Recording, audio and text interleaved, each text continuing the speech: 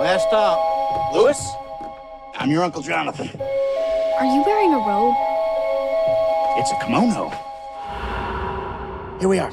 Home sweet home.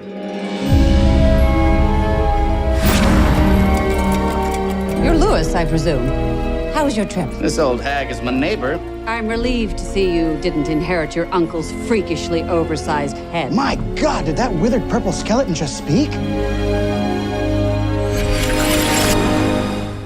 You'll see, it's quite different here. Have a look around. You're perfectly safe. That's safe. As long as it's fed. Do you know what a warlock is, Louis? A boy witch. I think they're a little more than boy witches. Are you saying that you're a warlock?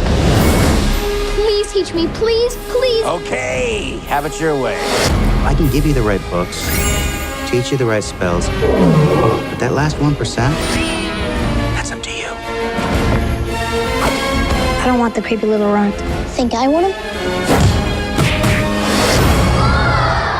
Lucky shot. You've told Louis everything? Well, not everything.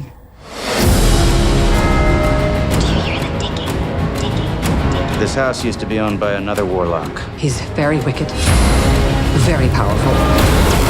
He left a hidden clock in the walls. We don't know what it does, except something horrible. Three gongs. Last time it was 4. What happens when it gets down to 1? Nothing good, that's for certain.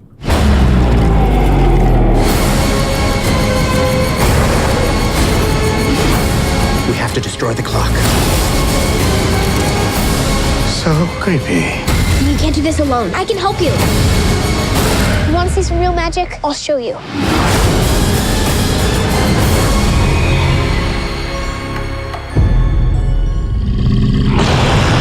Shall we?